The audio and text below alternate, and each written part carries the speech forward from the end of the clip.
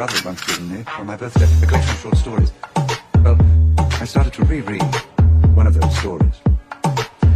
It was about a man who one morning wakes up and cannot bring himself to get out of bed. He shuts his eyes in self-defense. He re-examines his life. He seized with a restlessness.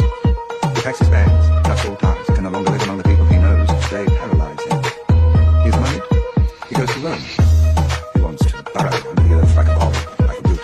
But even in Rome, he cannot escape people from his former life. So he decides to return to the city where he was born and educated, but which he can't quite bring himself to call home. Well, the move doesn't help. He feels he has no more right to return than a dead man. What can he do? He desires an extreme solution to his conundrum. He aches for nothing less than a new world, a new language. Nothing changes. Out of indifference, and because he can't think of anything better to do, he decides once more to leave his hometown, to do some hitching.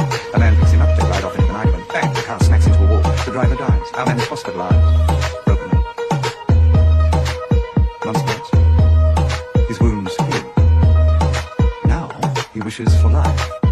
He has a confidence in himself, in things he doesn't have to explain, things like the pores in his skin. All things corporeal. He can't wait to get out of the hospital, away from the infirm and the moribund. I say unto thee, rise up and walk. None of your bones are broken. See it? When I read those words, rise up and walk, none of your bones are broken, I felt a tremendous sadness. Do you know what the opening of the story is? When a man enters his 30th year, people will not stop calling him young. 30. I've been given the book for my 30th birthday. The 30th year by 𝐴𝐴. So, I had heard. I had been told. I knew all along, even if I didn't really know. The great true things are unsurprising. But what did I do?